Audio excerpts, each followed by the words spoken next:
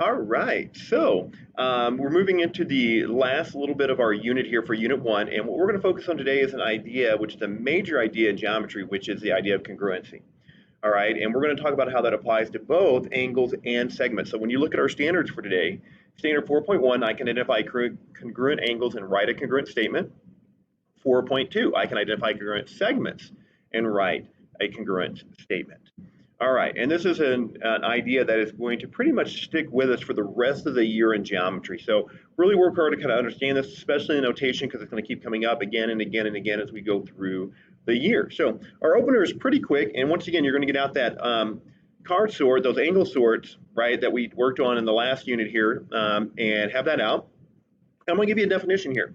So when two angles have the same measure, we say those angles are congruent. So what I want you to do is find three pairs of congruent angles, all right? And once again, if you have them cut out, you can kind of match them up, or you can write numbers like angle 1 and angle 5, whatever you want to do. But go ahead and pause the video, do that, and flip it back on, and let's see what you came up with. All right, so here's a couple that I have. All right, I did angle 10 and angle 7 as one pair of congruent angles. All right, so they both have the same measure, 80 degrees. Now, the other one I grabbed here was 24 and 22, because those are both straight angles. They both have a measure 180 degrees. And then my final pair that I grabbed was angle 23 here and angle 21. They both have 90-degree angles because they are right angles. So there's my three congruent angles. All right, so now, all right, and once again, as long as they have the same measure, they are congruent. Now let's talk about notation. And we've kind of seen a little bit of this, maybe you've seen this before, all right, and other things, but congruent angles. So we use congruency, all right, we have a special symbol for that, all right, and so you guys are used to the equal sign, okay? And then what we do to make it congruent, let's put this little squiggly over the top, all right? So we put that little squiggly. So when we have equal, all right, we're doing that. Now, here's the difference between congruent and equals. Typically, when we're talking about congruent, we're talking about the shape. We're saying, okay, the shape is the same, all right? So think about like interchangeable parts, right? So when I think about my pens, right? Okay, all right, so I have my two pens here. I can say those pens are congruent, all right? They have the same shape, same size, right? Okay, but notice I'm not talking about numbers, all right? So that's where the equal sign comes in. So when we start talking about numbers, that's when we use an equal sign, all right? And so when we talk about congruency, we're just talking about general shape and size, right?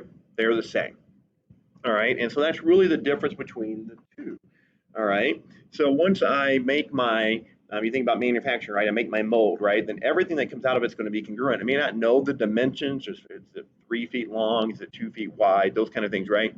But I know they're going to be congruent. Now, once again, when we talk about notation, when we talk about an angle, we have the angle sign. So if I look at my, I'm just going to say angle A is congruent to angle B, all right? So I know if I were to lay them on top of each other, right? Okay, right, those two angles, all right, would match up, all right, same size, same shape kind of idea.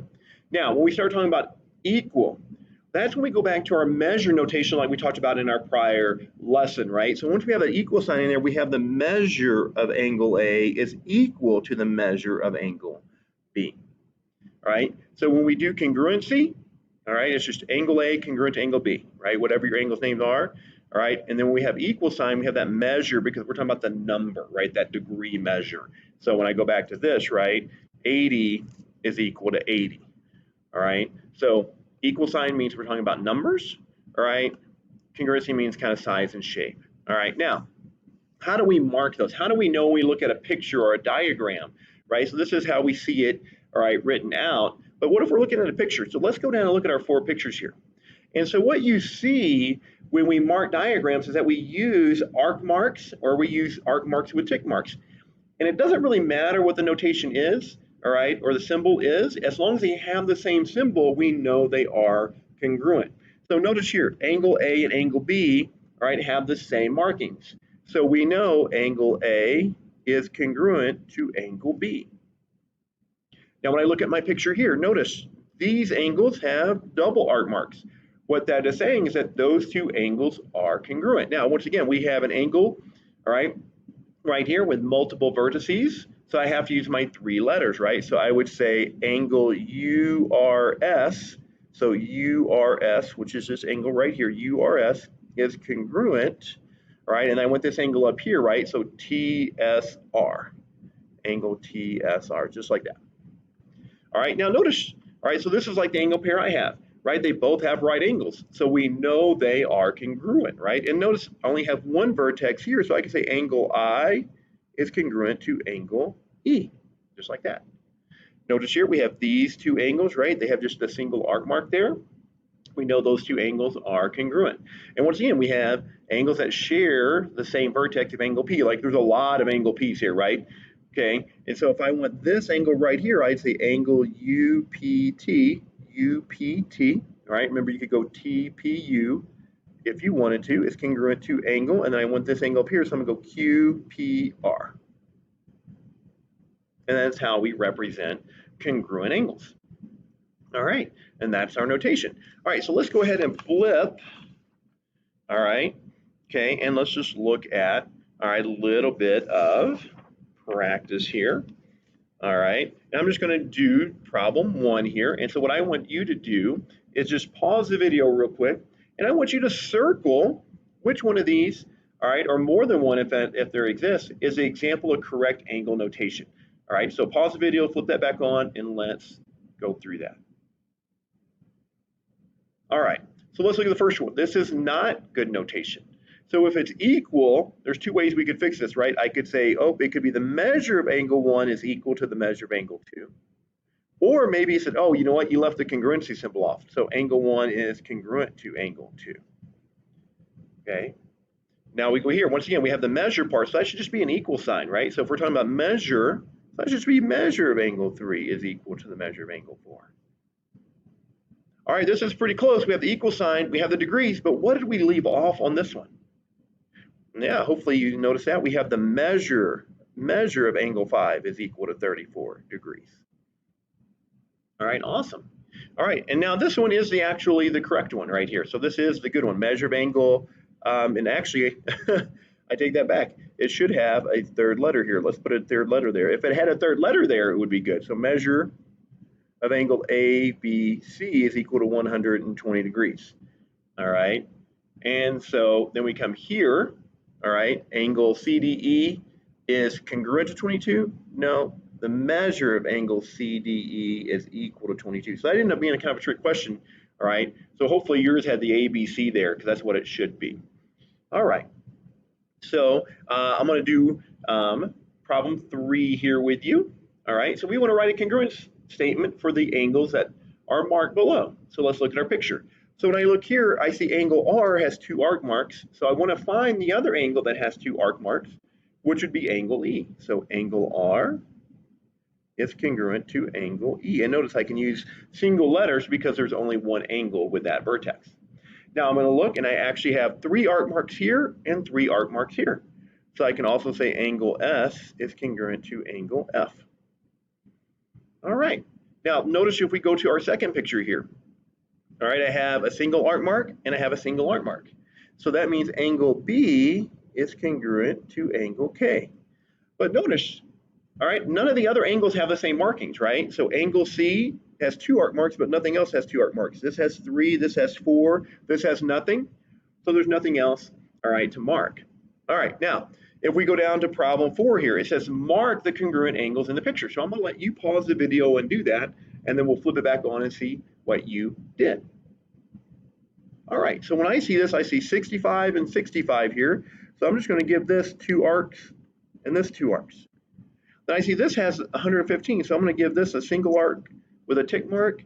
I'm going to give this a single arc with a tick mark, and that's really it. All right, so that's all it is to mark those pictures. All right, so now let's flip the page and let's look at notation for segments. And it's going to be very similar here.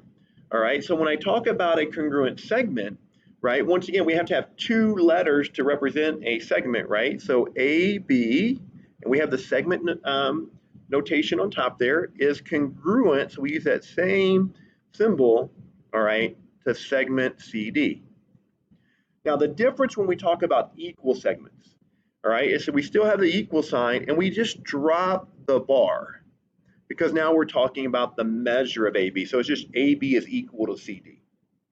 Okay. Now, once again, what we just talked about with angles transfers to what we're looking at with segments in pictures. As long as they have the same markings, right, the same number of tick marks, then they are congruent. So when I look at my picture here on the left, EF has a single tick mark, HG has a single tick mark.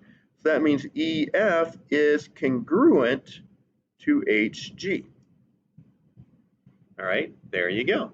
So now when I move to my picture on the right, okay, KL, WV both have a single tick mark, so I can say KL is congruent to WV.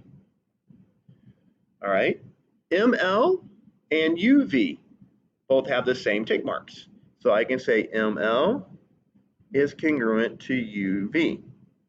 Now, notice MK and UV don't have any tick marks. All right, so we can't assume they're equal or congruent, right? So they have to have the same markings. All right, so being blank doesn't count.